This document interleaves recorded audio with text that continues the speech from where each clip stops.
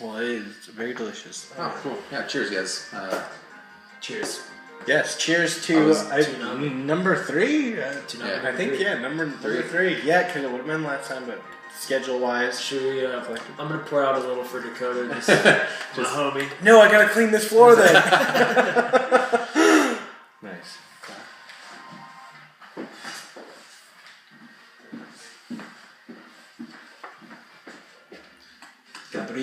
Gabriel Shahrouzi. Okay. I think. Did anybody have like a structure where they wanted to start tonight? I had a little bit. I started putting it on the board. Yeah. I thought we could talk. I'm sure we all did the same thing. I thought we could talk a little bit about just like the history of it. Sure. Because I actually did not learn this until too late, in my opinion, in life. Just how Islam, Christianity, and Judaism like follow this like same thread for like a while. Oh yeah. And then there's like this split. And Islam is actually a very late branching off. For sure. Yeah, and there's this like lineage of people, and so that's why they're referred to as like the Abrahamic religions, those three, because they all derive from this like same lineage of. Right, and when I was in one of the courses I took, it kind of blew my mind. Like you just said, all three of them, not only were they starting around the same time, they also were minority religious, and they're like in like the region. Yeah. Religions in the region, and they were like one of the first few that had monotheistic tendencies. Yeah. And or tenets, and the growth of Islam, because it's also in a nomadic area and they're a nomadic tribe, and the sort of not popularization of like one God. So the message of Islam basically, as it spreads with Muhammad and like into like all of that area, it doesn't meet resistance between Judeo-Christian religion, because there really isn't much to differ on at the moment, like you said. So like if you look at Islam, like the formation of it is, you have Muhammad and then like the history of that, and then when it branches off, it explodes as like in the region very, very quickly because of that lack of resistance, and very much like religious freedom in the sense that, you believe in one God, which they all called Allah, which just means God. Right. And it was only until later that we decided to differentiate. Oh, we're not really dead. We're good. Kind of. Yeah. Exactly. And during that time being like such a much, obviously it wasn't globalized whatsoever. The world wasn't globalized whatsoever. So you had some sense of like isolationism, as a religious group. Of course, I mean, wars and crusades and things like that were still going on, but there was just more autonomy in those times. Right, and the nomadic tribes that they came, like say it's like a Jewish or Christian tribe that they met in contact as they expand. Mm-hmm. The why conquer them and fight over something that you basically are kind of agreeing on. Mm-hmm. In what's Zoroastrianism is going, like is like the main one. Yeah, Zoroastrianism was like the old school. It was like one of the first religions to define like a good and bad, Right. And then what's dualistic. What's on the east? East. Like the Persian? No. Persian, Iranian. What's like the big? And they're basically just like coming into the region and like plundering and coming back. They're kind of like this really, what the West will become to the Middle East. Like Baha'i. Like the Persian Empire was like just as like. It was eventually conquered by the Mongols. That too. Yeah. There's something that was going on at the time, like the birth or the origins of Christianity, Judaism, and Islam. That I remember the lecture. I sat on it 3 times. It's like Baha'i or something. I don't remember any of it, but it seems like that might be connected with what you're talking about. Say it, Baha'i or something. Like basically, it was like the precursor to like Christian. I think it was Zoroastrianism. blank, which is the one I'm forgetting the name on, and then No, I think it's Baha'i. it bleeds into Christianity and Islam and Judaism. But yeah, I mean, I just thought as an introduction we'd just go over like what we kind of know about it, and I'd love to do. I have my introduction notes here for explaining anything. We can watch the projector. We can watch the crash course video. We can go over like what the 5 pillars are. We can talk about the Semitic meaning of the term Islam. We can go over a bunch of stuff. But I just kind of this is like a just a basic introduction of us kind of unpacking some things of what we know, what we're familiar with. You know, it's the first part. Yeah, the introduction. I like the 1-2 punch of just going around saying like, what is your perception of Islam? Because I think that'll lead later on to a nice conversation. It's a clearing up of misconceptions too. Of sort of present day, and that's kind of when you're listening. Why I miss Homeboy being here, because I think modern day perceptions of Islam are very much at tension because we treat it as this other. When if you look at we were just talking about the very origin of it, it's like almost a very similar story in its sense. And like I just think that when we start to nitpick and define different ways, like, I think it's all about power that we can get into later. But yeah. You want to start with what your perceptions were growing up as? I mean, sure. I mean, I definitely want to hear you guys and your understandings. I'll keep mine simple, short, and brief because I want to hear more of your ideas, your questions, and be able to answer them. First off, I just want to add the caveat, which is the most important thing for anybody who studies this type of thing is I'm not a scholar. No. I'm not an academic. I'm not even a blogger. I am a religion and philosophy enthusiast and pop culture theorist. I love to learn about this stuff. I love to unpack it. I love to go back to these old notes and see how my teachers defined it and understood it. And it's just, Islam is one of the 3 Abrahamic traditions. We got Judaism, we got Christianity, which of course, we got good old-fashioned America, Christianity, and Islam. Islam, I knew nothing about growing up, only from what I knew in pop culture. Obviously, with 2001 terror attacks became just front and center. I think out of those 3, it's probably the most interesting and fascinating. It could just be I'm biased because my genetics. I'm Iranian, and so if you look at like the population of Muslims in Iran, I mean, it's a thing. And apparently, on my father's side, the lineage. Supposedly, I've never looked into it, but my mother grew up telling me that my father's side is descendants of one of the Prophet Muhammad's one of his many wives, because he had a lot. Obviously, he had a lot of different wives, but I never looked into it. Very fascinating stuff. So I've always felt this somewhat connection or pull to it, but it wasn't until later in life that I actually learned about it. It's a very fascinating religion. It's very interesting. It's very misperceived, misunderstood.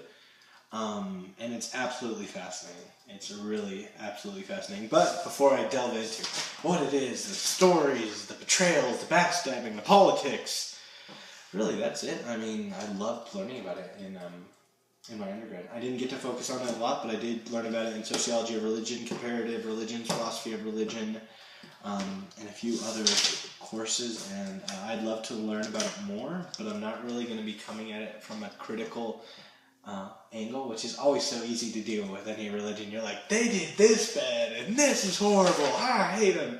For me, it's more of, I find the mysticism aspect of Islam very interesting. Like, specifically, just like Christianity and Judaism, they have a whole bunch of different branches that interpret things way differently, but it's very fascinating. I'd love to learn more about it. I'm excited to hear you guys' and your experiences, but really, if I have any goals here, it's to clear up any misconceptions and provide some context and a little content. And that's up on the board. That was one of my teachers saying, content plus context equals critical analysis. So my hope is just to drop a little bit of each, and we all walk away a little bit more familiarized and interested with this religion, because it's fascinating. It's really fascinating. And there's a lot of people too that are Muslim in the world. So yeah, it's not going anywhere anytime quick.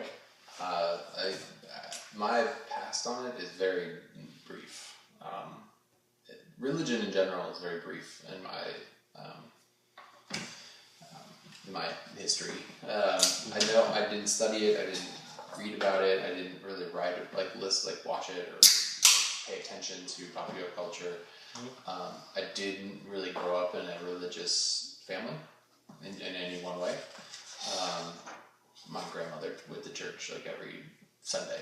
She's like a hardcore Catholic, so it's like she went every week. That was basically the extent until I went to youth group, and that's basically the only religious story I knew. And it was just like a Baptist sort of straight up Christianity kind of angle. When I got to college, though, I find what's fascinating about all three of the Abrahamic religions is that the story that they like the historic like how they're placed in relation to each other. I think is really fun because they have overlap. Yeah, but others totally deny other things. Right, and then like kind of like the Islam is just like nobody really wants to dive deep into it. This is just my understanding, right? Before you actually like dig deep or peel the onion back, it's like people just I feel like have this stigma against it, and maybe it's the 9/11 thing, or maybe it's just the other quality that we like to project onto them. Especially because American is Judeo-Christian, and capitalism, and then those two things are combined together, and Islam is the third that sits outside of it. And so I think that we other it, and we just have a really, I think, unhealthy perspective towards, like you said, a vast quantity of people. And what we like to do is we like to define it as one thing, when the very birth of the religion, the following separated immediately, right? And it's like you have two sects coming out of who controls and who can govern, right? So the very foundation of the religion itself, or the society and culture, like had questions about what it meant. So to think now and be like, no, this is what Islam is. It's anti this, and it's gonna come and get you. Like, I just feel like it was shallow in a way. So that's kind of where I'm coming from. Cool. I just want to interrupt and say, if you haven't tried this, I definitely recommend trying it. Sure. I love this. A little free of good soda. Rich, sugar-free, it's amazing. For a sugar-free soda, it's not bad. I'll try it, man. Well, cool. I like that little introduction, brief recap, rundown. What about you, sir, Rich? Yeah, I feel like what happens is a lot of things that are newsworthy and that are considered, and rightly so, terrorist acts on Westerners are done in the name of a fundamentalist adherence to Islamic tenets and the Quran. The Quran differs from the Old Testament and the New Testament in that it is a directly doctrinal document. It is a collection of maxims that are in a sense like a guideline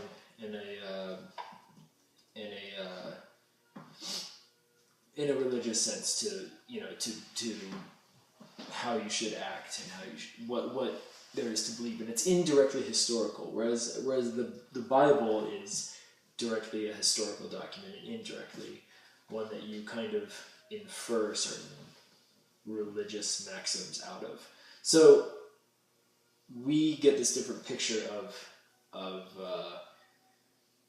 Islam in America because we only see all of these acts that are supposedly justified.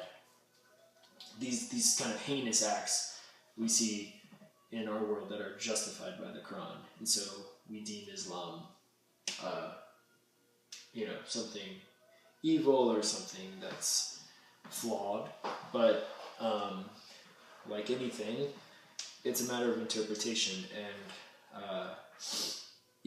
and I think what like Matt said, like what's missing from our society is a deeper understanding of what it really is. There are passages out of the Quran, and there are many passages out of the Quran that echo the Old Testament, the New Testament, things Muhammad has preached are the one and the same that Jesus preached. I think at the heart of it, there's a striving to be a better person inwardly and to be a better person outwardly, and that's at the heart of the Quran, and it's at the heart of the Bible, and it's at the heart of the Tao Te Ching, and it's at the heart of the Upanishads and the Bhagavad Gita, and it's so yeah, I want to just strip away all of our stigma. I have a jumping point off that. I've chatted with a friend who is also sort of a religious enthusiast. Yeah, that way we're not scholars. Yeah, he is going to be a scholar. I want to call myself a scholar, but I know I can't, Matt. I know I can't. He will be a scholar one day. You know where that word comes from? Does anyone know? No. Scholasticism? It's Latin for leisure. You're a person of leisure. Yeah, fuck.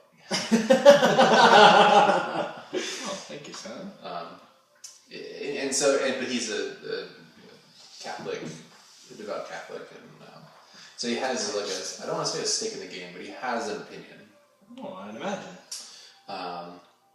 And I found an interesting comment he made was about that he defines Judaism and Christianity as peaceful at its core, and peaceful at its core, and then it's corrupted from without, from people. But he sees Islam as the opposite, that it's a power hungry philosophy, and I am curious why that's the case. I'm curious as well, and I'm just wondering if anybody had any thoughts on that, because I see it when you look at most religions, and he even cocked to it and said that Christianity and Judaism has a very power hungry, and you can historicize Christianity and the Catholic Church, and or just the Catholic Church in general, and it's how can you not see it as just? I do have something to say. From the little that I know, it's still all very kind of new to me, which is surprising. That was what was surprising studying on this. I was like, my God, I knew nothing. That's why I wanted to add the caveat that I don't know anything except what I basically know. But go on. What struck me is so interesting was Muhammad. Which I do want to go into the story after he's done. I want to. And when you look at other prophets from any other religion, Muhammad is sort of pedestalized in Islam as the culmination of all the prophets. He's the last. Actually, they even have a nickname for him. I actually have something on that too. I'll find it here in a moment. They call him the seal of the prophets. He's the culmination of all the prophets. But what's interesting about his life is if you look at Muhammad from a biographical standpoint, he actually ended up being an influential politician and the leader of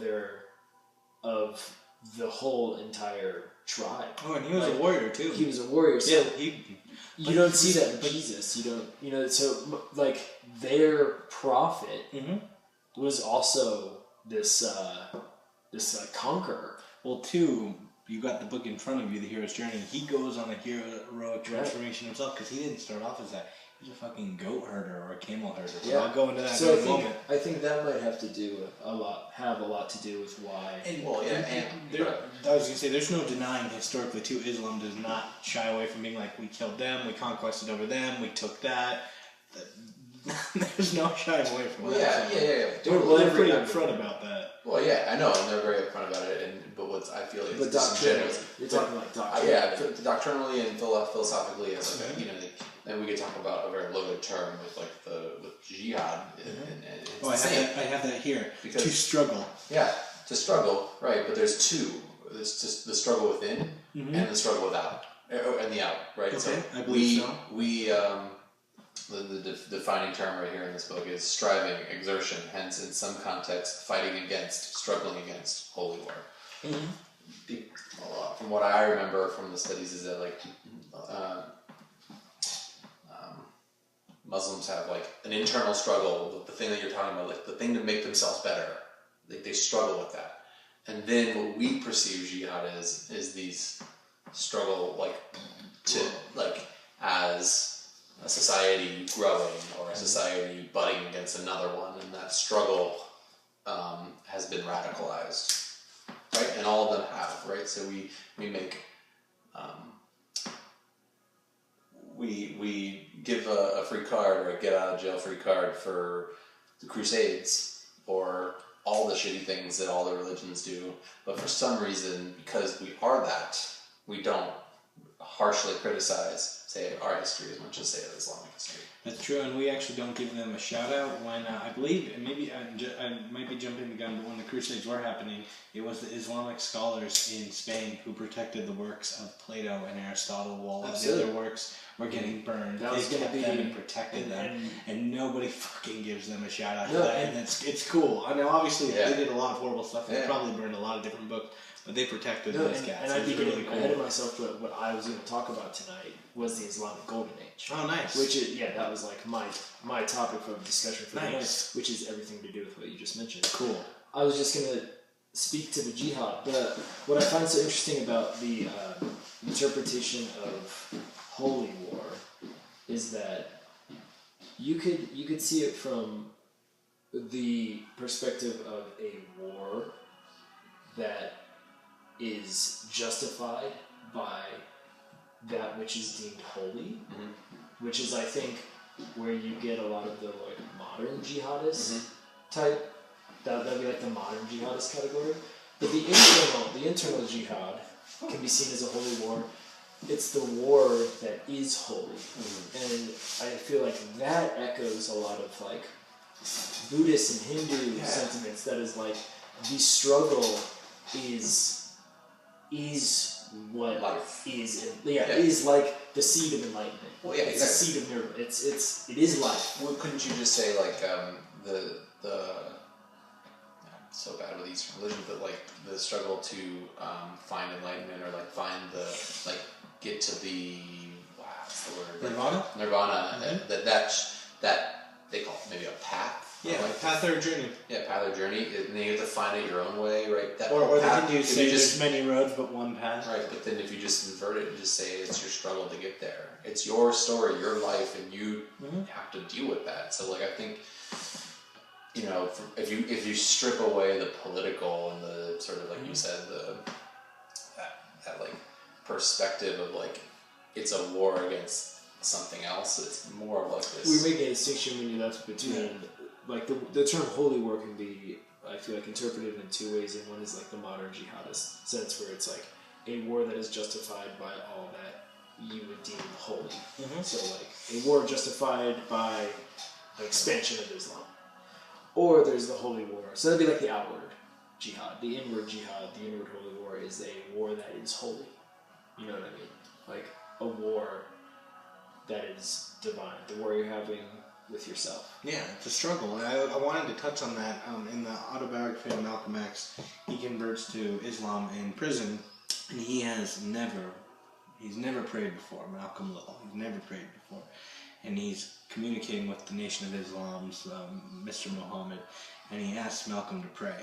And nowhere better is Islam understood than in that passage where Malcolm X talks about how much of a struggle it is to get on your knees on the floor. Because I don't know if you're familiar with it, they lay out the prayer rugs and they get on their knees. They bend all the way down, and they put their head towards the ground. It's not easy.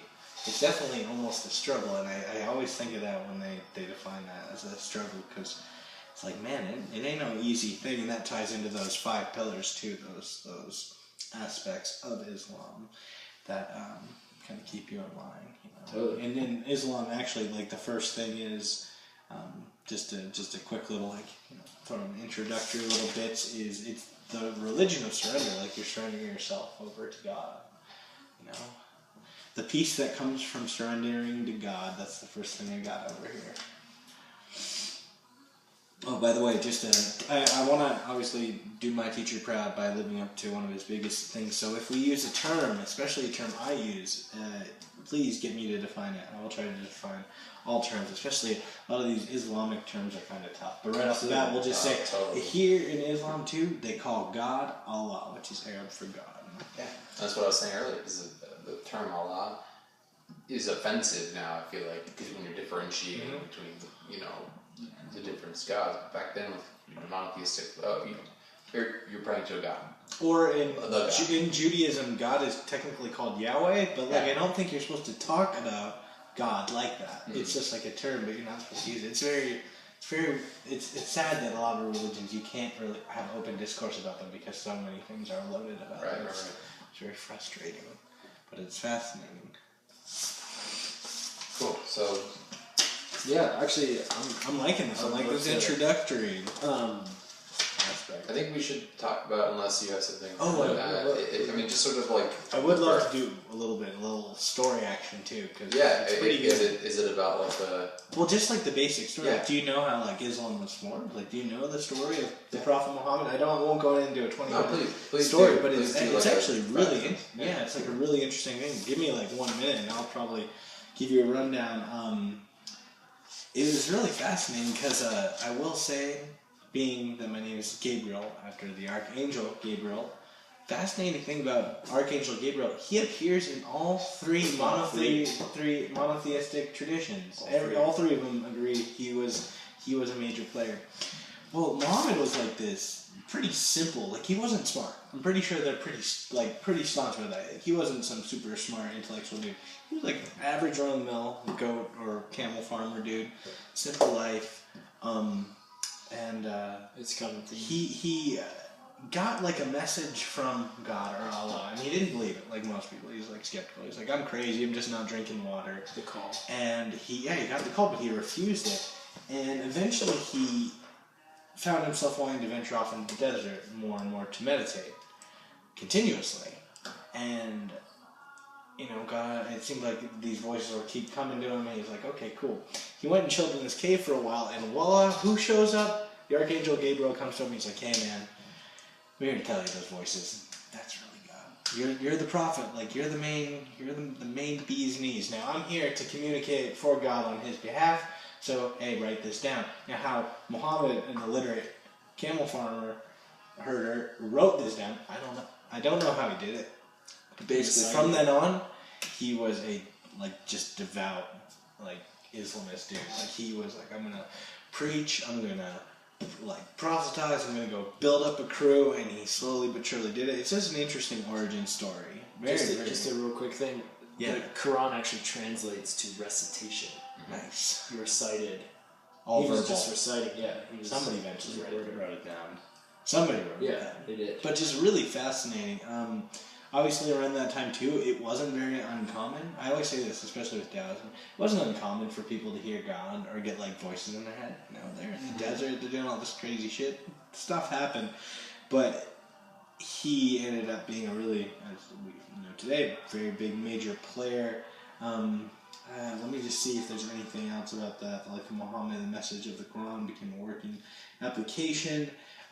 Really interesting. He was very successful at getting people together, and you're wondering, okay, well, how did he do this? If he was a lowly goat herder, he didn't have any funds. Well, he actually ended up marrying this widow lady, where back in the day, if you were widowed, you were kind of chastised like a witch or a shrew. He was kind of cool with this lady, and he was like, well, I'm a goat herder, and he ended up shacking up with this lady, older than him. Couldn't have children with her, but she basically funded a lot of this shit that he did, and gave him money to do it. And so this was one of his quote-unquote many wives. But with her, specifically, she couldn't have children because she was older.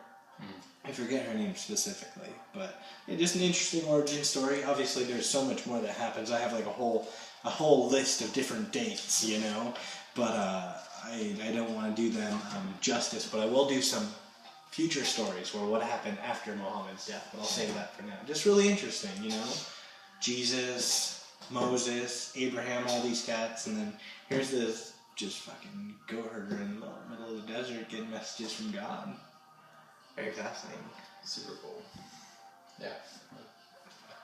Riff off that however you want. We can go into tenets, ideas, dates, names.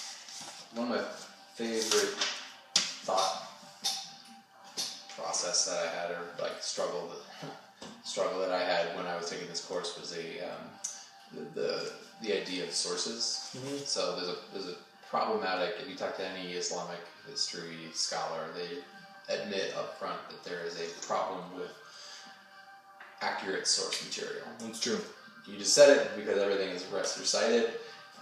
Also, there's a debate on the formation of the religion based on the Quran, which is what this guy argues is that the Quran is not political, and it's a religious text, and it's a formulation of that. And then the Hadith, everything that basically is like a quasi-historical origin story. Lessons based on the life of the Prophet, right, gathered are told from personal evidence. Okay. Yeah, exactly. Are told by the people that are around him to fill in the gap of what the Quran doesn't say about governance and leadership. Because once he dies, power vacuum is huge. I wanted to talk about that.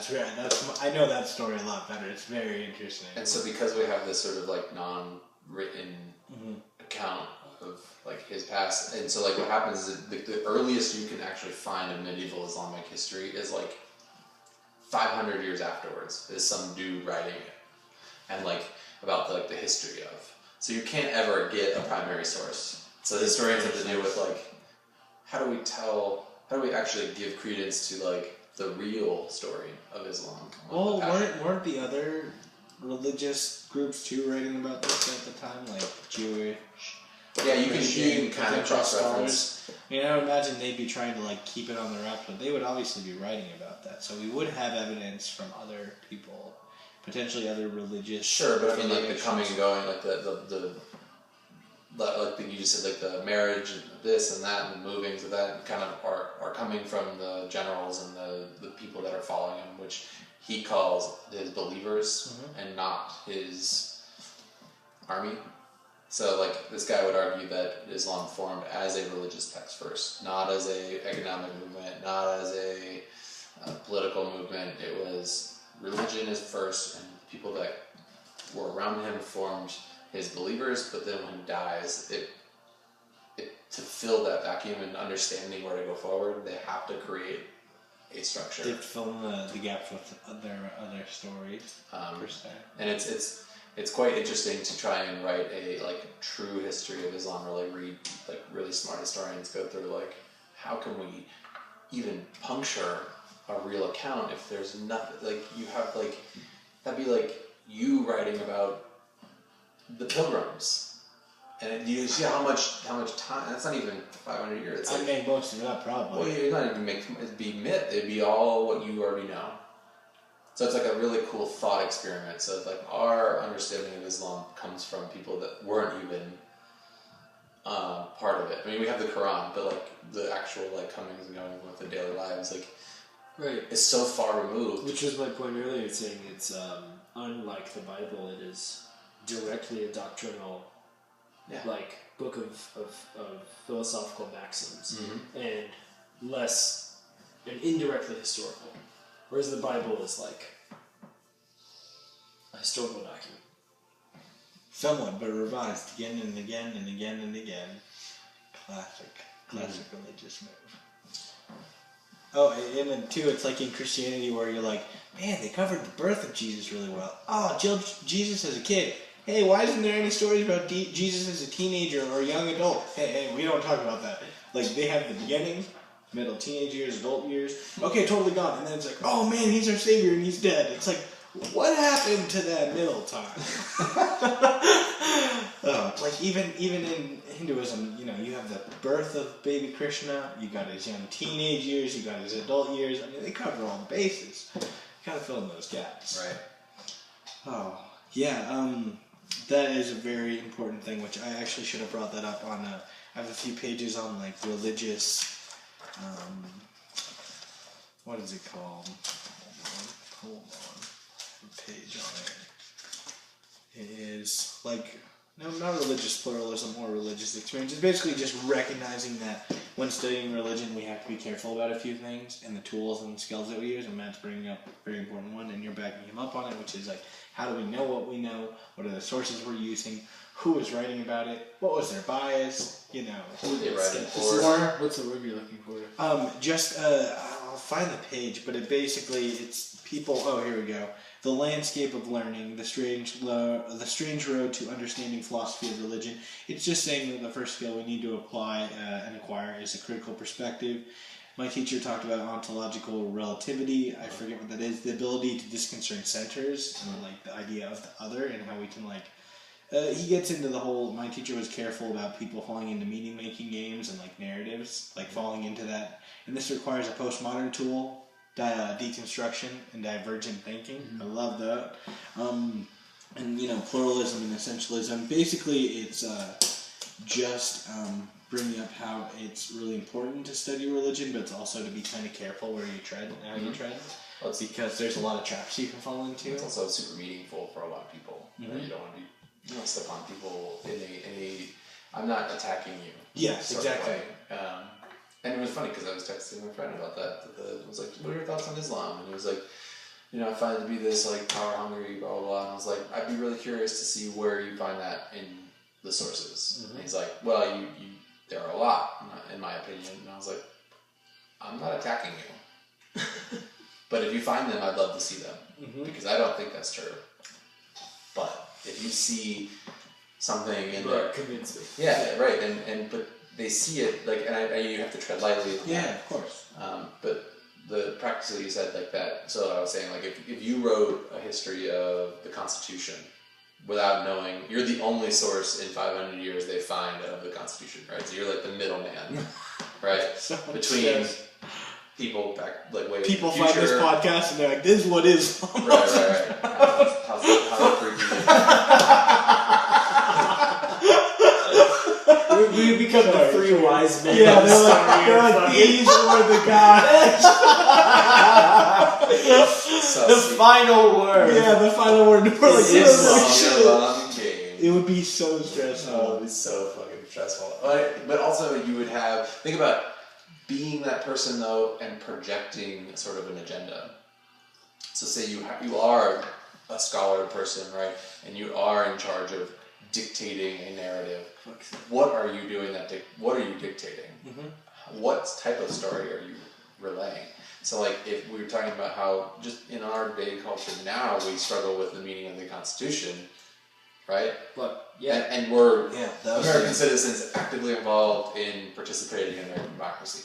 Think about 500 years, maybe it doesn't exist anymore and people are trying to look back and they read a Breitbart article and it's like, that's they read something that's like, very left, right? And then you have to realize that those people that are writing about Islam 500 years after the fact might have some sort of agenda is a loaded term. I'm not saying there's some conspiracy theory, but if your audience is a growing Muslim culture and you want to paint Muslim culture into a positive light, you might pick and choose or embellish on certain narrative threads that help. And you can say the same thing about how other religious texts are put together as well. I mean, we can talk about those, but I think it's just a really cool sort of, specifically with Islam, it's really difficult to kind of nail down the history, even though we kind of know. It's really based on only one of the 4 cards. Gospels was written by someone they considered to even have been in Jesus's inner circle. Right. What's the biggest? Is it Paul? He was way later. Paul was way later. Yeah, way later. But that's the version that the first evangelical. Paul brought Christianity to the Greeks. Right, but that's the perfect example. Yeah. But what Paul is saying is he's taking a large sort of historical movement, encapsulating it, and moving forward with it, and saying, look at how... That was, I believe, even 100, 200 years. Yeah, but it's a perfect example, actually. Don't quote me, podcast listeners. To illustrate how it's not a nefarious thing. I don't think people have... I definitely think it's nefarious. Not nefarious, but a trolling sense, but go on. I think it's something that people do with good intentions. Mm-hmm. I don't think people inherently want to I don't think that. So you have to. It's also that teleological thing we talked about like one or two times ago. Where it's like we could see their like looking back and saying like if they made this decision, we could see how things would happen, but they can't. They can't. Wasn't a fucking like. You don't know if you walked out there right now and You can't just look at the end and say like, oh, because that was the end. Yeah. Everything leading up in the causal chain to that end was a means towards it. Right. You can't say that Paul's interpretation of Christianity and his projecting towards the Greeks and Western culture, which radically changes a lot of things. Right. He didn't do that on purpose. I think he fundamentally believed it, but you know what I mean. Like there's a fine line you have to kind of walk when you talk about, of course, causality. And compiling your sources where you're like, I'm going to write a huge portion of this book, but this is my interpretation, but we don't know if he was collaborating with people, if he had editors, I mean, all this stuff, and like, how many times the Bible has been revised and re-edited, I mean, a lot of these books. I try to give like the corporate office of the kitchen sometimes a benefit of the doubt in that sense, where I'm like, it's like, there's too many working parts, there's no way that they meant for this correct. I'm going to put on the books they did mean. Yeah. We put on the books, I've had a couple glasses of wine. Yeah. You're all generous. I will say that I've What was that? Is there a cat in here? holy shit, I don't know, let me go check, I don't know what fell. We should be fine. Something. Things like that never startle me anymore because I'm just like, Mr. Kitty? He's like, He comes out. I'm like, what you do, motherfucker? He's like, He's here. I don't know. I don't think it was anything major. Kitchen head office are a bunch of cocksuckers. I have always thought, since studying religion, that my teacher was a comedian, so I had to kind of get into that mindset. I guarantee that even people in the desert, have a great sense of humor. You have to have a sense of humor when nature and all the environmental surroundings are trying to kill you. Or I could see people getting together, writing something on a piece of paper, putting it in a jar, and be like, dude, it's not going to pay off now. But in like 200 years, people are going to be like, this is the thing. And just burying things to see what people would think. Cultures have always had a sense of humor. I mean, I think that some of this stuff that people did place was for, quote unquote, as we use nowadays, for the lulz. Somewhat jokingly, like, some stuff obviously I think people buried for reasons, for rituals, for cremations, for ceremonies, but I think some people just buried it to fuck with us later scholars and archaeologists who would find it and be like, this is religion, and they're like, no. Nick, can you get this for 1 second? Yeah, take a look at it, read it over. It's a mixture, I think, of probably the two different styles to give you a rundown. And those two little middle papers have to do with the Sunni, Muslim, and Sufism, which are very, very fascinating. Yeah, I really want to talk about that. I will say that from your friend saying that they're like kind of like, what did he use the term? They're power hungry. The reason why I could see that being true is if you look at religion in an American sense of politics, we have separation of power and state. Mm-hmm. But obviously, if you look at the governors and the senators, they're going to be Christian, they're going to be religious, they're going to be, I don't know, agnostic, I don't know, but they're still going to be religious. Now, supposedly, we're supposed to keep those two things separate, and I love that about America. That's how it should be. But in Islam, I will say, studying it, those two things are not, they go together. You cannot separate them. Right, and that's why I think his title is super important. Muhammad and the Believers. And the believers instead of his followers or his generals or his army or whatever it is that people, because the people that are in power with him or come after him blend their power or their governorship or their role in society with religion. Yeah, it's inclusive versus exclusive. Exactly. We like to be exclusive here, but really across the board, when Islam is the majority, from my understanding and what I have studied, when it comes to politics, you don't separate them. They're the same. And that's kind of scary when you look at some of the things that can come from that. Like, there's some really cool things that Islam does that I really like Just get some sort of, I think I have a rag. Let me get a paper towel to wipe up that one. But But you think it could be separable, but in places that are primarily Muslim, it's like, no, they're not. They're the same. And it's kind of scary what I can read.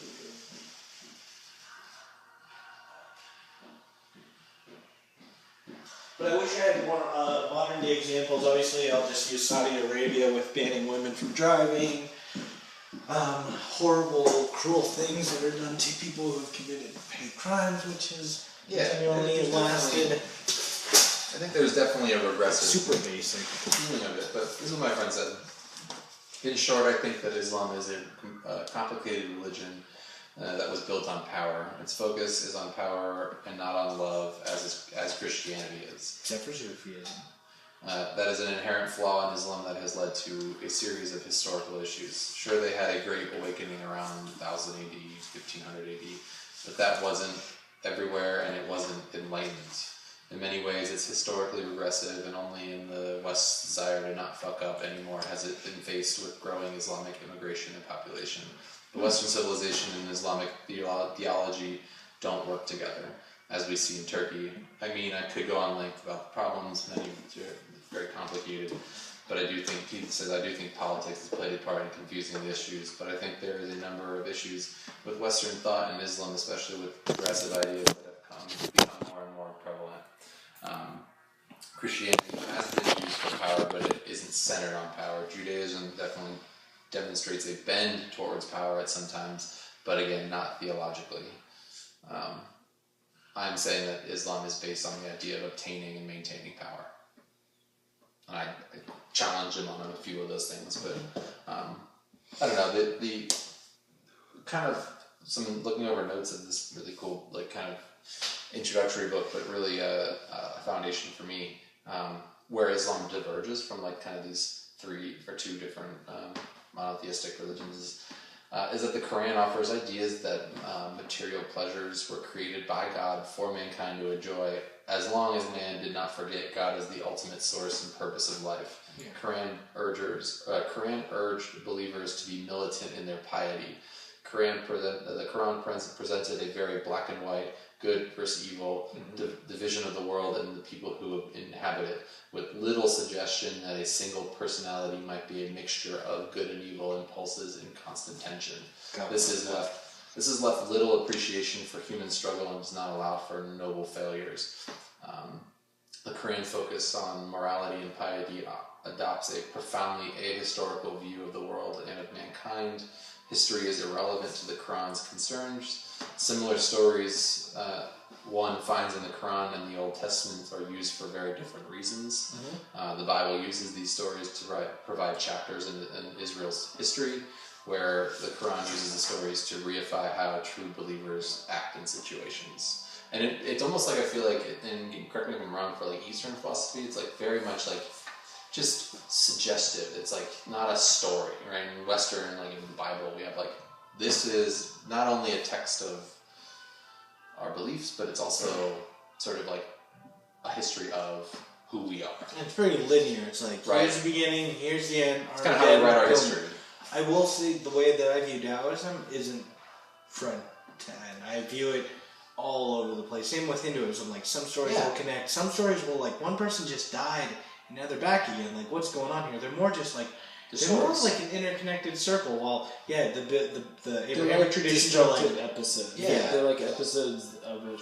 You know that are chronological. Which is why I found a little more appealing. Well, yeah, when I read the Bhagavad Gita, you just read it and you're just like, what the hell is going on? Oh, I love it. It's so but good. You know, you do, and then you keep reading it, and you're like, oh, I can see the duality or like the magical part, but also is founded in like your thought. It's just like, oh, I got something out of it. There's kind of like work. Going on, yeah. And then like the opposite for say the Bible. I mean, I'm sure people have that sort of experience too, but I mean, it's like completely different. I feel like the Quran kind of sits in the middle in the sense where it's like, no, we're going to tell you what it is, but we're not going to do it in an ahistorical sort of like beginning to end. And well, there's this oral tradition. Can I build off of that really quick? Yeah. Before you get into the oral tradition, I just want to say So I've never read the Torah in Judaism because that's usually written in Hebrew, which is a restrictive language. It takes a lot of time to understand. My teachers at Front Range recommended that I did not read the Quran in English translation form because it's utter bullshit. In the original form, the only way to actually interpret it legitimately and understand it from a religious scholar perspective is to read it in Arabic, which is how it's supposed to be read. So I've never read it, I've never opened it, I don't know anything about it, I only know about the book. But back to you. Yeah, I was just going to speak to the narrative element. Mm-hmm. Yeah. Our first meeting was the narrative. Yeah, narrative element to, I think,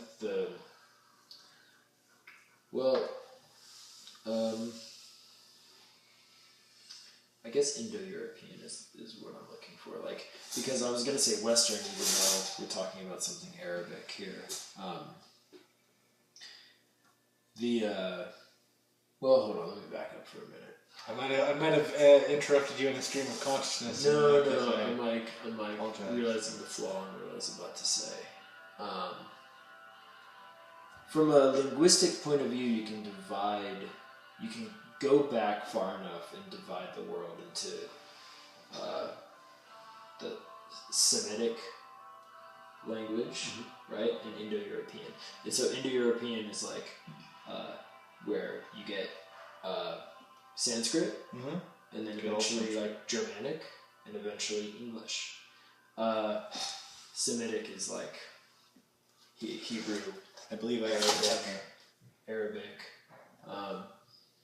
Don't know where I'm going with this. I was going to mention that it's possible that why we see the narrative is because there are oral traditions of storytelling. Can I drop that? Yes. The verbal noun Islam appears 8 times in the Quran. It is derived from the same Semitic root as the Hebrew term shalom, peace. It means entering into a condition of peace and security with God through allegiance or surrender to Him. Yeah. What I was speaking to though is like that in order to the orators during the kind of like Hellenistic age that would recite the Odyssey or the Iliad or something like that. You have to remember a story. That's how you're going to remember. Yeah, oral traditions are in Hinduism. That's how recite. That's how they did the Vedas. Yeah. They kept it for thousands of years orally. And so that was just my point. Perhaps can I build on that? Yeah, just please. with so I'm saying nothing. but you are, and we're listening and we're building off it. So he built off of the fact that Islam first started off. Muhammad didn't come out and write it because he was illiterate. That wouldn't make sense. I was just hitting him with an assumption and a lack thereof, but that makes sense because a lot of religions before we Indo-Europeans came in were passed on verbally. Writing wasn't pretty big across all the spectrums. So things like the Vedas in Hinduism, there were 4 groups that were in charge of the Vedas. The Vedas are like the big book in Hinduism, like their Bible, but I hate using that. These groups would come together every few years, and they all were in charge of that 25%. Each one would come and they'd recite it, and the other ones would make sure that they recited it correctly, and they'd make sure to keep them on track. They do the same thing. This went on for thousands of years until we came in as Europeans and were like, "Oh no, you got to write that down." And they're like, "We've never written it down." They're like, "No, you need to write it down now because we need to study it. It's religion. What you're doing. What you're doing is your Hinduism."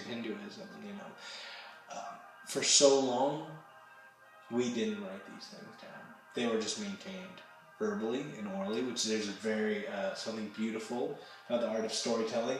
But obviously, from that scholar, an epistemological idea of knowledge, I want something written down and I want it concrete.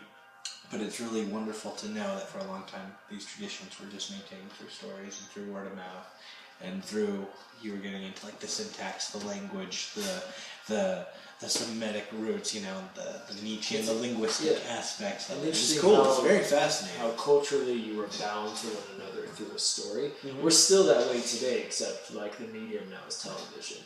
It's like we can all sit around and talk about like internet, brother. You need to get with the times. Right. We moved from TV back in 2000. Like you've seen Game of Thrones. Yeah, of course. Game of Thrones, I've seen Game of Thrones. Right. It's a great narrative. But like backstabbing, sex, drugs, rock and roll. It's like if we were Native Americans, we would all have a similar like mythology based on what we heard around the campfire, not what we all saw. Yeah, we'd be talking about Coyote and the Raven and stuff. All right.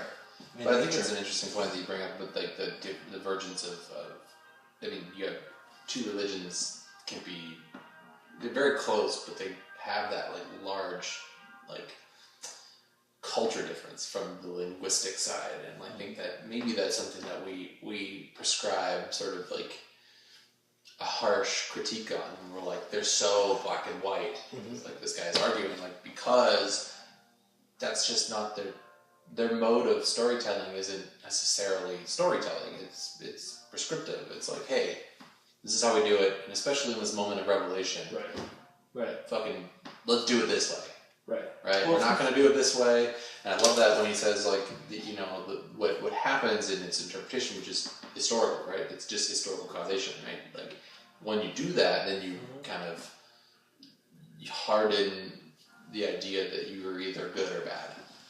Right, you can't be a complex human being with good intentions and bad results, right? You can't be conflicted, right? You have to be one or the other, and I think when that projects out and you go towards modern era, and now we look on it and we're like, oh, they just bombed us. Of course, the entire people see us as bad people because we're not like them, and all we're going to do is now we need to respond because everybody in the Islamic in the Muslim world is out to get us in their jihadist, push to and then you look back and you say, well, see, their prescriptive texts tell them they have to be pious and militantly so, right? And you're using these words as like catchphrases, and I think that when we do it, we like to tell stories with the words that we use on them. That militant piety, they're gonna come after you if you're not like them, right? And it's like this. I think a really dangerous slippery slope. It has happened. So yeah, I think that was a good point. I'm really liking this. Eventually, here before we get into it more, I would like to go over the 5 pillars. Yeah, I think that's really important. Did you guys watch the Crash Course? I did. Yeah, I always did. Twice. I love those videos. I did actually bring it in case Rich hadn't. I loved. I watched it. Yeah. Yeah, it was good. So in Islam, Beautiful book. This is my favorite book in college. It's like one of the 3 textbooks I kept. Every good textbook should have pictures in it. It should. I feel like it's important. So I actually have the 5 pillars and the names of them. So I'm just going to go over them really quick. When you surrender to God, it's one thing to pray. It's one thing to meditate and do all this. But in order to be a Muslim, you have to do a few different things. One is follow the 5 pillars. In short, the first, and they're not really in order, is I'm going to butcher these, but the Sadaha. It's a basic tenet of Islam. I testify there is none worthy of worship except God, and I testify that Muhammad is the messenger of God. So it's taking allegiance. A seal. Yeah, basically, like taking the knee, signing over your allegiance to God. Super simple. The next one is Salah, ritual prayer. It's performed 5 times a day. You face towards Mecca. If you ever go into a mosque, wherever their main place of meditation is, that is facing, and it's always done geographically sound. It's literally facing towards Mecca. You could follow it all the way, and it would get you there. It's the focus. The purpose is to focus the mind on God. It is compulsory. What am I trying to say? Compulsory. There we go. But flexible, depending on circumstances. They're really understanding in Islam about aging and pain, and if you can't do things. So that's kind of cool. The next one is zakat, almsgiving. This is a practice based on accumulated wealth and is obligatory for all who can afford it. A fixed portion is spent to help the poor and needy, also to assist the spread of Islam. If you ever read about non-profit groups, volunteer groups, helping the homeless, helping the poor, giving back to the community, these are required acts in Islam. I actually think it's really beautiful. Any religion that tells you it's like, hey, like you should do that. You should give back. If you're a rich motherfucker, you should give some of your money back to the poor. You rich fuck. It's like yes, like you should encourage that. The next is the so it's SAWM I have on here. Sawam. It's called or it is the fasting month of Ramadan. Muslims must not eat or drink, among other things, from dawn to dusk during this month, and must be mindful of others' sins. The fast is to encourage a feeling of nearness to God. During it, Muslims should express their gratitude for and dependence on Him, and atone for their past sins and think of the needy. I think this is totally understandable, and actually we're learning from a mindful and health perspective. Intermittent fasting is actually good. One thing I don't like about Islam is depending on the season in the year, it can usually work out to your benefit when fasting comes around, or it can be the worst thing in the world. And remember, I always bring this up to people. It's one thing to not be able to eat or drink during the day, but when you're a woman and you have to wear a burqa that is all black and you're in the desert, and you're telling me I gotta fast all day and I don't get water or food, you motherfuckers are crazy. I just always think that's so interesting. That must be so difficult to do depending on where you are. Now, once the sun goes down, it's like, oh baby, you can eat all you want, but man, like. But that's a modern it could actually be potentially detrimental to your health depending on where you are practicing as a Muslim and fasting, which it just boggles my mind. Yeah, I mean, well, it's a modern problem. I mean, when Islam was in its gestation period, everyone was centered in the same spot. You know what I mean? It's like when you have a small government and you have all these great ideas, and then you become the size of the United States. And then people were like, I'm in a different region. Yeah. I rely on wheat, and you're going to wheat to sell foreign, and you're going to tax me, or you're going to put an embargo on goods going out because it helps Northeasterners with their textile. Right. It's like, but I live in a different, so I live in a different region. So the last one I want to bring up, and this one I actually do have a short video, which I would love to show just a little bit of, if you would humor me, is the Hajj. I don't know if either of you know about it. The Hajj is a pilgrimage to Mecca. Mecca is in Saudi Arabia. It's during the month of Dhu al-Hajjah. Every able-bodied person must go once. This is a tenet of Islam. You dress in all white clothing. This is to... You can be rich, you can be poor, you can be a military warrior, you can be a baker. This is to put everybody on the same playing field. It is absolutely wonderful and absolutely beautiful. Rituals include walking seven times around the Kaaba, which I'd love to show you guys, and touching the black stone. There's also this part where people throw rocks at a wall, and it's basically like you're throwing rocks at Satan. One of the founders from Vice went with his family years ago. I have a short video on it. I'd love to show it very quickly. Do you know, was it Islamic Satan? Do you know the name? Oh, I should. There's angels in, there's three types of being in Islam. There's angels, which are light. There's jinn, which are from fire. Those are kind of like the demons. They object the creation of humans. And then there's humans are from mud, which is very interesting. I forget Satan's name, but I believe that Satan has a different story too in Islam, which is very interesting. Kiblis is Muslim Satan. Kiblis. But if it's alright with you, I'd love to just show 5 minutes of that. It's like a 14-minute video. We don't need to watch the whole thing, but if you want to just humor me, we'll call this a 2-minute intermission. I'm just going to set up the projector. We'll try it out. It should be fun. Oh, that's right. Yeah, we've never done it before. I want to save, obviously, any sort of incorporation of text should be encouraged, but as somebody who loves media clips and loves YouTube and all that stuff, I want to use any sort of clip or anything they use to be very, doing it with a conscientious perspective. And plus, I've never actually set up, done the projector in here, so this should be kind of interesting to see, one, if it looks good, and two, if it works. Cool, dude. Yeah, I'm excited. Oh, wow, cool. Check that out. There you go. Dude, that's dope as fuck. Yeah, this is better.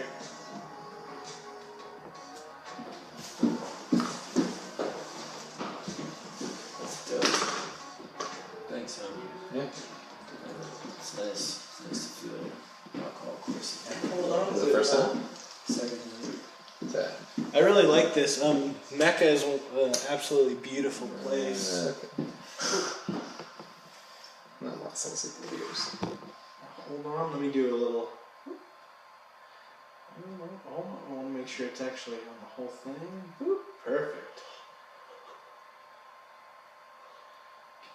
One moment. Oh, wait. Oh, did I? Wait, no, it should be. There we go, cool. Oh, I did want to show you what I've been doing recently too with the boulder bike now, but I'll hold that off. Here we go. I believe this is it. Oh, dude, this is so cool. I know, we wanted to get rid of our TV and get one of these. You should, man. I'll definitely point you in the right direction. This isn't going to be the best definition, but it'll give you an idea.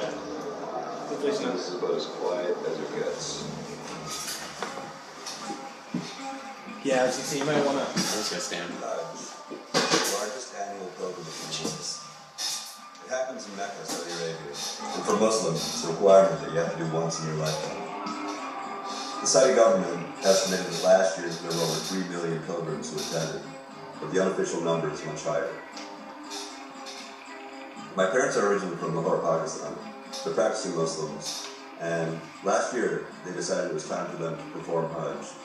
So I went with them to help them with their journey, but also for myself as well. It was the first time for all of us. And I didn't go thinking I was going to make a VBS documentary. I just took the smallest kind of camera. You're not allowed to film, by the way. You're not allowed to take any photos or any videos. So this was illegal what he was doing. So this is the footage I managed to sneak out. Yeah, once you're inside, you're not allowed to take any We pictures. flew on Saudi Arabian Airlines. It was about a 10-hour flight from JFK to Medina, where we spent 6 days getting mentally prepared for the Hajj that we were about to embark on. In pre-Islamic times, Medina was a place where the travelers who were crossing the desert in camel caravans would come to rest. It was kind of like a desert oasis. In modern times, it's kind of the same thing, but there are less cabins and more shopping malls and hotels. There's also a stunning mosque there called the Prophet's Masjid, which is the second holiest site in Islam. When you're there, you basically just go to the mosque 5 times a day for 6 days straight to get into a meditative state. The mosque is huge. It holds almost 700,000 people, and when we were there for the Friday prayer, it was pretty much full. And literally, think of the biggest festival or concert you can think of, and this holds more. Flying to Mecca from Medina was really interesting. Before we went to the airport, we cleansed ourselves in a very specific way, and then we had to put on a white, seamless garment made out of terry cloth that all pilgrims have to wear, and it's a renunciation of the life that you come from, and is supposed to put everyone on the same level.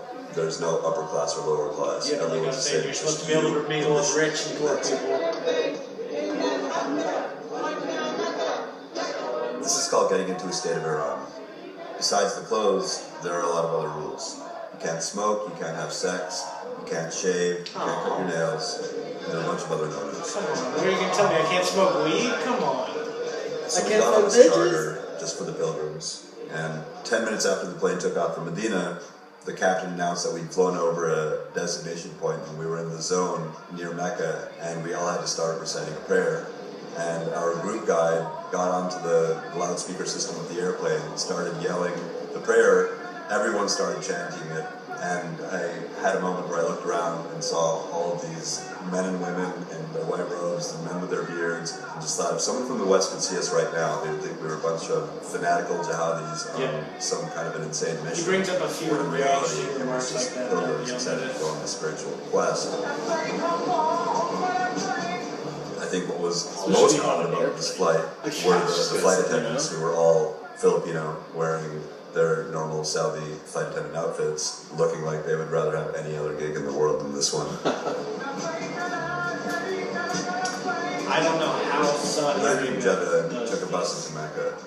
And that ride into the city was one of the wilder scenes I've ever seen in my life. From an organizational perspective, I want you to look at how many people are here at this event every year doing this. There were all of these pilgrims coming from all directions in all kinds of vehicles. Burning Man, dude. And you see them lying on the tops of cars and vans and buses.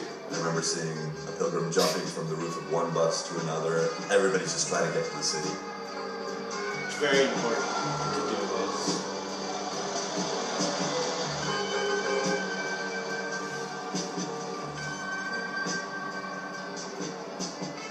Mecca is not a very big city, and during the year it's a relatively mellow place, except during the week of Hajj.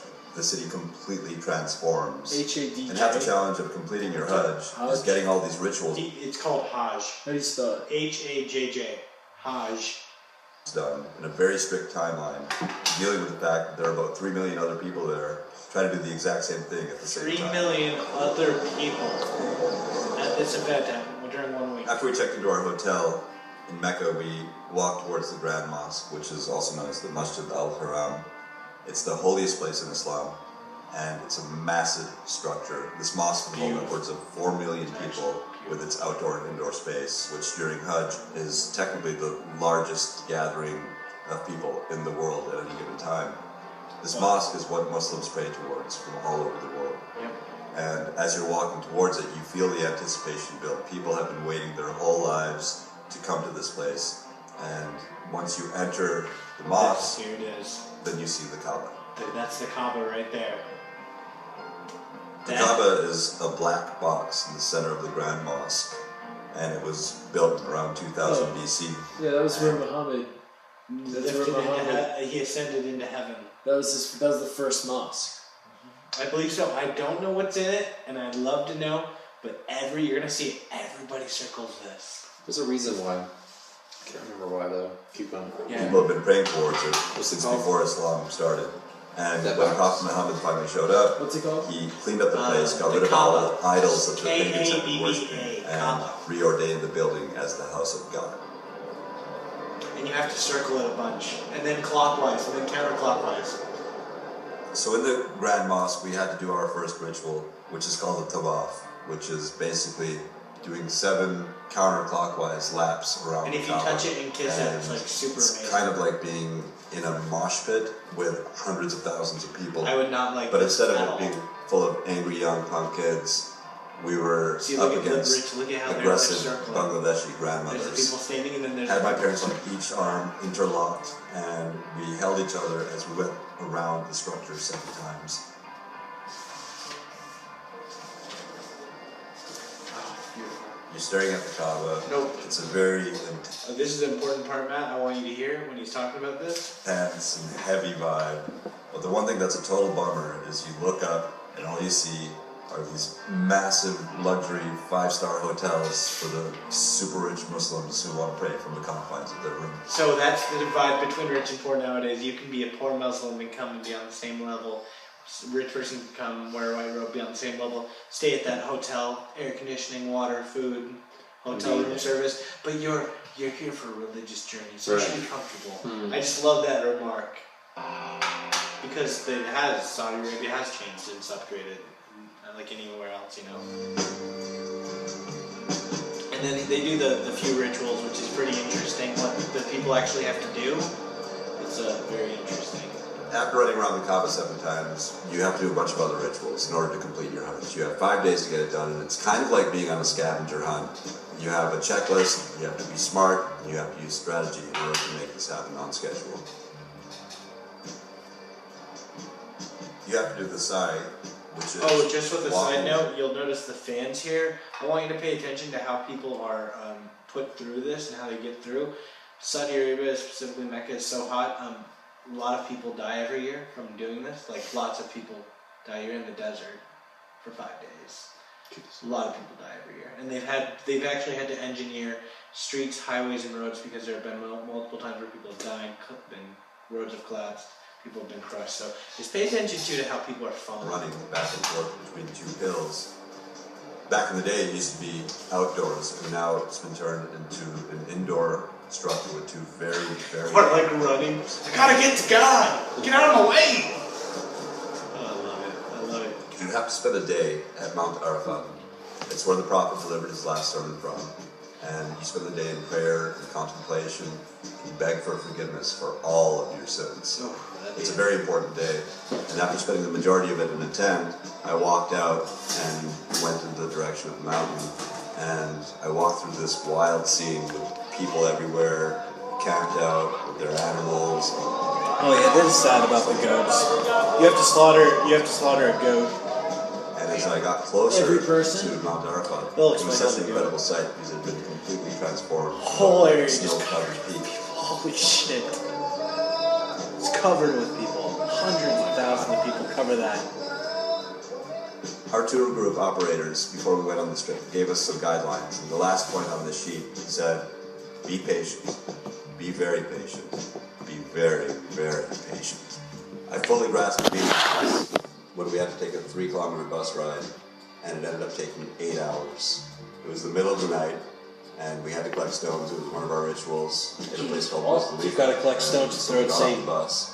We navigated our way around People are sleeping bodies just all people are over the just sleeping ground. on the streets. Found the stones, and then it was time to pray, and Why don't so you just we walk? just 8 threw the hours. prayer rugs down on the side of the 3K. highway.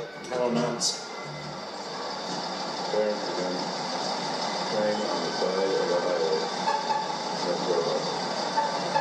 Next to people sleeping. And it feels like we're on Mars right now.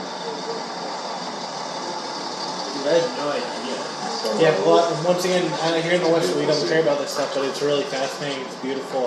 I just wish this fucking video was HD because I wish you could see the Picking up the stones, beauty of we this got back on the place. bus and drove to Mana. The Valley of Mana is where the majority of the pilgrims stay.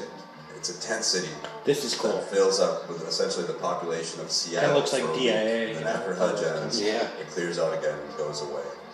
It's tense as far as the eye can see. Yep. God is great. That's what that means. Mostly God we is arrived great. in Mana. That's where we had to stone Satan. Oh, That's I the love next this. ritual. This one was actually a lot You of fun. stone state We had Satan. to throw 21 stones, 7 at 3 separate Satan stoning stations. People die all the And time. I finally got to see what Satan Oh, was my like. head. Up until a couple years ago, Take- Satan looked like 3 big pillars sticking out of a large pit. The space wasn't big enough. There was a stampede and people died. So the Saudi government, they built 3 ramps the size of a multi-lane highway, and there were 3 pillars inside of it that represent the dead.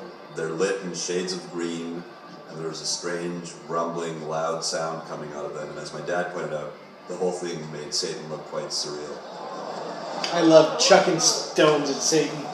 Before we finished the Hajj, we had to repeat some of the rituals that we'd already done. So we had to revisit Satan, throw rocks at him 2 more times.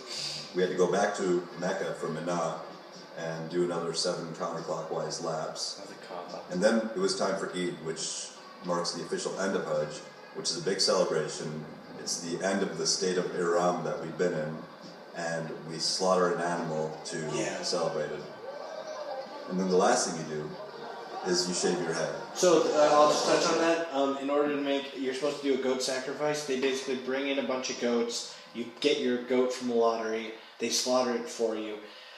It's really cool. Unlike in some traditions or some religions where they might just slice it and kill it and throw it away, they do use the meat to then feed the poor and then give to a bunch of organizations. So they kill the animal, slaughtered, we're happy with God, and then they give the meat away. This is the line for the barber shop. This is the line. I forgot about this. I didn't know you had to get like a shave.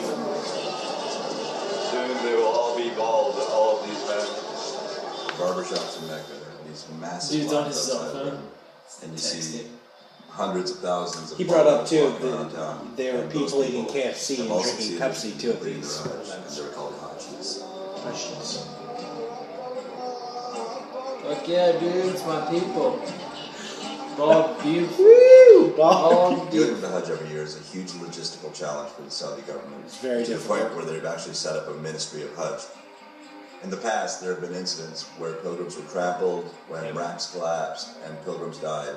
And the Saudi government has invested billions of dollars to create an infrastructure to make this work. I will say too, he's forgetting that actually in the late 70s or 60s, Islamic terrorists went into the Hajj and took it over, but I'll touch on that in a moment. Complex practical techniques. And what I saw when I went last year was something that somehow manages to work. It's like Burning Man. How the fuck does it happen? It just fucking does. Seriously. But it kind of goes without saying that bringing 3 million people into such a small place is going to bring up some complications. There's a bit of a dark side. This many people in such a small place, it really gets unwieldy. And despite the Saudi government's best efforts to deal with this profound logistical challenge, the bottom line is that there are too many people, and people need things. They need places to sleep. They need food. They need toilets. And the poor people who were there, you see them basically packed out on the side of the road for days all along. I really felt like Mecca was maxing out by the end of Hajj, and the whole city was looking and feeling rather So yeah, I'll just end it with that, but pretty cool. I'm Dude, glad I got that's to sick. show I that. love the incorporation of the projector, a little technology up in here. So I remember the story. The Kaaba is The Kaaba. Kaaba. Yep. He Muhammad actually had to take over Mecca, and going around that Kaaba was a shrine to other religious things, and so the shrine is basically him expelling everything other than this is Allah, and it's the most holiest thing ever. Yeah, there's our spot. Nobody else's. And so I think what happens is they circled it like a shit ton of times on horses. And that's why they mimic that motion. It's very fascinating, though. Conspiracy theorists too are always fascinated with the black box. The black box. So in Islam, they have literally a black box. Oh, people go crazy for it. They want to know what's in it. They want to know why. Nobody asks the question, what's the story behind it? Why do they circle it? Me personally, I want to know what's inside of it. Maybe it's just a shrine. Maybe there's nothing. But very fascinating. Mecca is very beautiful. That terrorist incident in the 70s or 60s is very fascinating too, where Islamic terrorists took over it during the week. And it was a huge conflict because you're not supposed to shed blood in a sacred space. So they actually had, I believe it was either French or Canadian soldiers with them, working with the Saudi Arabian government, who were working on anti-terrorism tactics, and it might have been an urban legend, but they needed them to go in to Mecca, so they had them, but you can't go in unless you convert to Islam. There's a story of these troopers converting to Islam so they could go in and actually fight these terrorists, which they did go in there. They killed all of them. They had killed a bunch of worshippers too. It's very bloody, a lot of guns, a lot of knives, a lot of grenades, but very interesting. Mecca has only been attacked once successfully. Very fascinating. But yeah, Matt, if you went there and you're like, cool, let me in, they'd be like, nope, not allowed in, no photos, get the fuck out. It's very cool. Imagine being the first. It's like being the first Europeans who went to Japan or something. It's like being the first Europeans or scholars to step into Mecca. Must have been just. I have a suggestion. Most beautiful thing. Our next meeting. Yeah, next meeting. Islam Part 2. Okay. I have much more I want to talk about. I think Dakota wanted to participate. I would love his input. And I'm tired. Yeah. Cool. I think that's a great stopping point. We'll take the next few minutes. We'll decompress. We'll come up with some parts. That's fine. I think that's totally fine. I was going to say there's definitely we are in a good spot too because it's 9:36 or usual time. Perfect. I wanted to talk about because one of the major things that I picked up was Islam in today, and kind of why we have some things. So the questions that I had was how do we balance the sin or regressive nature of the religion in context to ourselves? We're looking at it from a different culture, and we can talk about this next time. But we're talking about it from a Judeo-Christian capitalist culture, and there might be some incongruous tendencies that we might find baffling. I thought just had a random thought. There are a lot of communal equality aspect under God in Islam. Is this kind of socialist quality why we balk at actually accepting it as a religion? You know what I mean? This everybody under God is very. That would make sense. I don't know. I just thought when Malcolm X originally went to Saudi Arabia and Mecca, he was amazingly baffled by how equal everybody was. Now, once again, he didn't have a lot of time to actually hang out and see, but he was amazed where he's like, black people were interacting with Arabic people who were interacting with Middle Eastern people, and he's like, nobody's calling me, nobody's calling me them, or nobody was like hating on me. We were all just one. So you bring up an interesting point. Sociology is dude. I like it. The Protestant Ethic and the Spirit of Capitalism. That book he wrote. Oh no, you're thinking of Max Weber. Durkheim was a suicide, right? Durkheim was like, I'll study sociology by studying people who wrote about it, and I'll just riff off them and make assessments. Max Weber was like the spirit of capitalism and the Protestant ethic. So that's why we work like 5 days a week. Capitalism, fuckers. No, and then all this brings up to the point where I was going to lead up to, which would be way too big a topic, and I actually just wanted to get his. I want he needs to be a part of that conversation. Was Steve Bannon, guy who part founder of Breitbart, Trump he was part of Trump's cabinet. He's not anymore. Yeah. But in 2014, he gave a talk to the Vatican through Skype. Kind of funny, literally project like what you just did, but in the Vatican. Weird. We could do that with people, by the way, if we ever wanted people to talk to them.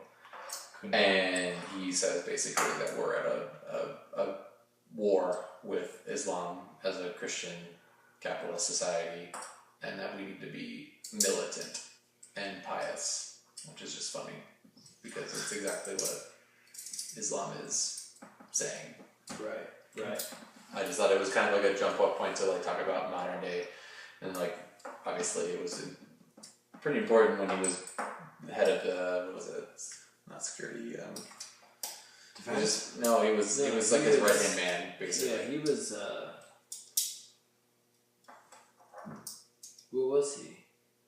Yeah, I forget his position because there were 4 people in it. I'm glad that this was good enough of a talk where it requires a part 2. Yeah, that's what I'm pretty stoked on. Yeah, I don't mind that. I didn't even I touch will on say what since we were a little behind and it took us 2 weeks to get together. I mean, when Dakota's back, I mean, I don't know if anybody would be up for it, but we're coming to the near end of the summer into the fall. Maybe we could do another meeting next week. Just throwing it out there. Just throwing it out there. Or we could do every other week. I'd be okay with next week. I mean, because I've already got my whole presentation ready to go. Yeah, but this was good, man. Yeah. This was good. Fucking love this. Alright, so I will pause the... Thank you for the wine.